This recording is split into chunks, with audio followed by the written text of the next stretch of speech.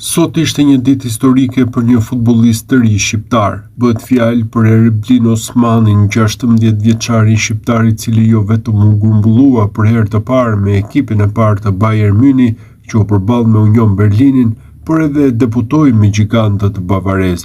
Erblin Osmani është një mesfushor me origjinë nga Gjilani që është pjesë e Bayernit të Munichut U19, i lindur në Gjermani. Ai është po ashtu pjesë e ekipit U17 të Gjermanisë. Mbetet për të parë nëse Osmani do të afrohet nga moshat e Shqipërisë apo Kosovës në të ardhmen. Me ekipin U17 të Bayernit të Munichut ka mbajtur edhe shiritin e kapitenit.